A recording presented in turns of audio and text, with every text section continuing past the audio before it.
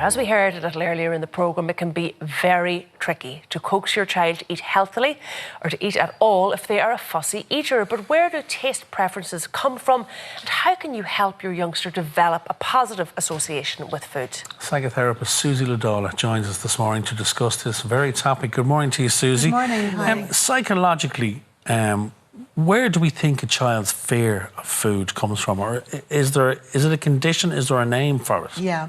Okay, well, I'm not really into labels, but there is a label out there called neophobia, which is a fear of something new, really. But for children, they're applying it to say they're a fear of new food.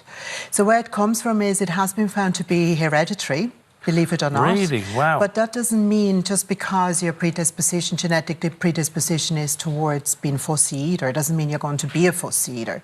So a lot of then we are shaped just by our genes, and we are shaped by our environment. So our environment is our peers, our family, how we're growing up and how we are relating to food in the home. So that shapes our preference for food. Yet the strange thing would be, and I've often heard this from parents who have more than one child, you can have 2 or 3 kids, they're all brought up in the same house, all brought up in the same environment, all being offered the same thing, yet one child just isn't having it. Yeah. Well, it also depends. Some children have a stronger sense of smell than another child. You know, we all have different preferences for different things. So, you know, the taste buds actually develop at 8 weeks of gestation. Yeah, so they develop very, very early, and they're actually the strongest sense we humans develop. And I think it is for evolutionary purposes, and evolutionary psychology would tell us that we develop a very strong taste for sugary things, and that's across culturally.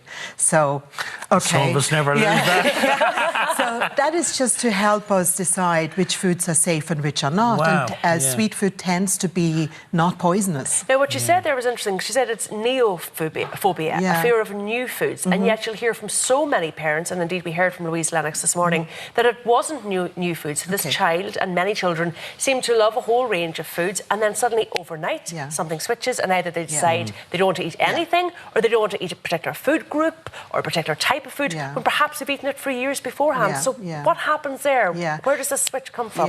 Well, there's different reasons for it, obviously, and it's difficult to establish the exact reason. For each child will be different. But generally speaking, if there is, for example, if a child is sick, they're eating a certain type of food and then vomit. Not necessarily because of the food, but because they're sick. So they start to associate a negative feeling towards that food group, maybe. Or it could be another traumatic event maybe happened. There might be an argument in the house, or there might be, you know, some kind of trauma at the very same time. So they're associating there are a negative association to that particular food. So that could be one reason, you know. And is that something that we can break? I mean, I know adults who won't eat seafood because they might have had a bad experience with it. Can we change that cycle? How do we retrain that? Does therapy help? Yeah, well, you know, you wouldn't take a child to therapy. I wouldn't encourage that for food. But what you can do is take a step back and look at how you're interacting in the home with food. Like I, as a psychotherapist, I also developed a weight loss program, and I work with adults on a psychological level. And the stuff that people tell me is that, you know, they weren't allowed to leave the table until their plate was finished. If they didn't finish their dinner, it was kept for them for the breakfast, and they had to eat the dinner for breakfast. So these are kind of negative associations with food. So as a parent nowadays, I think that's kind of not as regular anymore. But what you can do is you can introduce, when you're introducing new foods, introduce one at a time. Introduce it with a food that the child already likes. So it's a second food. Don't introduce too many new foods at the same time. Have a nice, you know, you can create a nice association with food, having a nice kind of dinner time as a family, and use the time to interact and make it fun. Talk about the food that you're serving. Where does it come from? What colour is it? What can we do with it?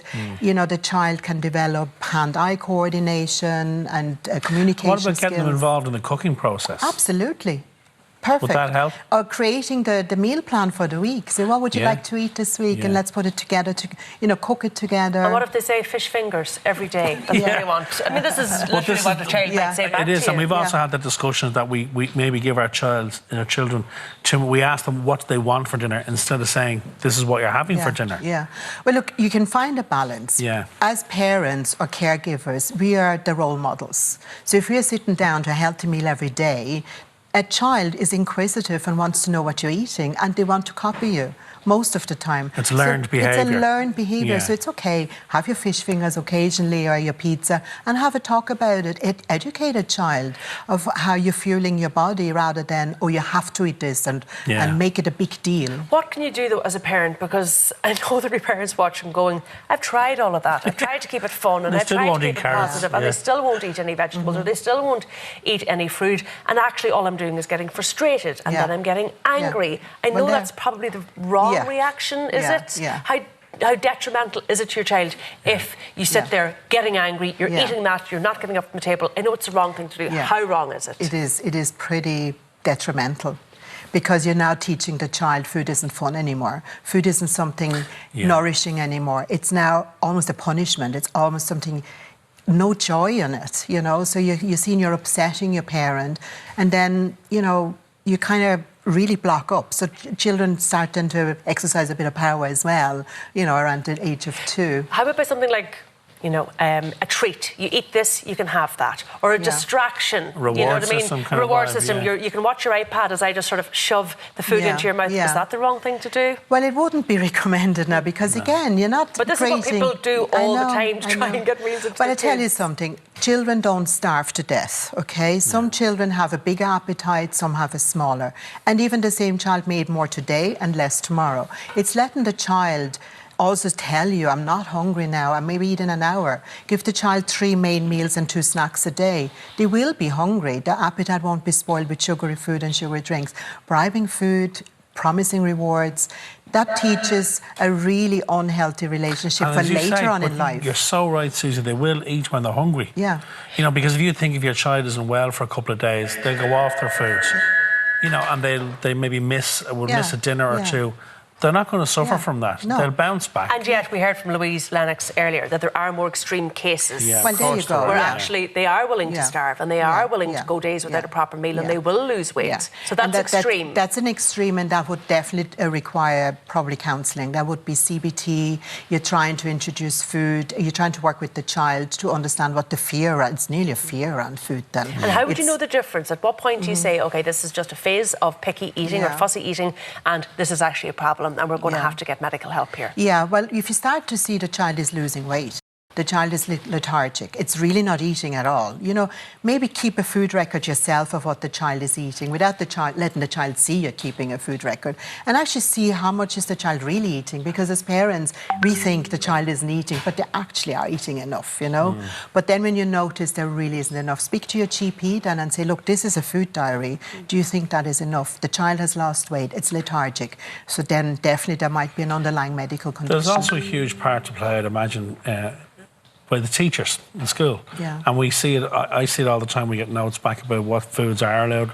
There's allergy notices up, you know, and I think the schools are getting an awful lot better in terms of the education around food and the importance of food, as you say, where it comes from, where it's grown, how it's made. That's key as well. They know what they're eating, isn't it? It's education, isn't it? It's about knowing what is good for you and what, you know, what helps you grow, what makes you, gives you energy, makes you good at sport. You know, kids have role models. They want to be a certain, like a sport person, or they want to be like their dad or their mum, and if they see them eat healthy, they just want to So it's important, I suppose, that you yourself as an adult, as the parent in the house, are seen to be eating healthy. And then is it important that you sit around the family table and eat a dinner or a lunch together? How significant is that? Yeah, it's very significant. And I know a lot of parents are pressured for time. But, you know, a lot of homes have both working, both family, mum and dad working, so they don't maybe have enough time in the evening. But dinner time is the perfect time to engage, because you're teaching the child communication skills, new words, have a bit of fun with it. You're also showing them that there is a line of communication between you and them. And it's dinner time, it's a fun time, it's a good time, it's a positive time.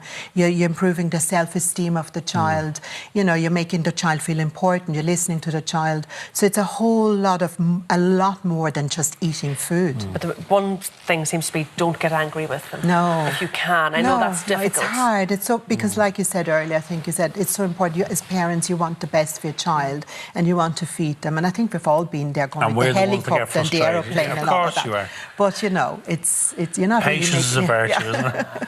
Yeah. Thank you, Susie. Lovely to see you. Coming up next, we're getting ready for the great outdoors over the catwalk with some top activewear picks.